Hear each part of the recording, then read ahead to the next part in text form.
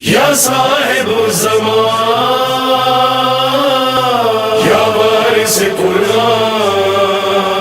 آج اس دور میں سب سے زیادہ ضروری ہے کہ انسان فطرت کو بچائے، اور کس کا سہارا لے؟ شریعت کا سہارا لے۔ اور شریعت میں باقی تب رہ سکتا ہے جب انسان اپنے اصولوں کا پکا ہے، جب تیرے اصول کچے پڑ جائیں، جب تو اپنے وجود کو بہت سستا بیچ دے۔ اے انسان وسخر لکم ما فی السماوات و ما فی الارض، میں نے پوری کائنات کو تیرے لیے مسخر کیا تھا۔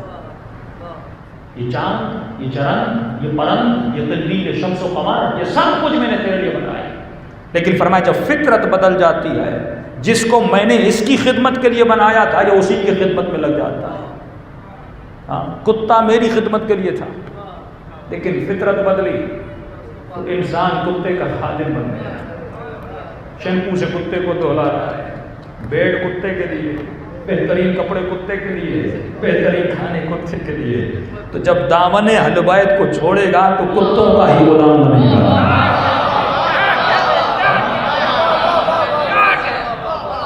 اور اگر دامن اہل بیت آئے گا تو تجھے غلامی بھی کسی حیوان کی نہیں، معصوم کی نصیب ہوگی۔ جس غلامی پہ علی فخر کرے انا عبد من عبید محمد، میں محمد کے غلاموں میں سے غلام ہوں۔ یہ غلامی ہو، یہ کب ہوگا؟ تو فخر کرے۔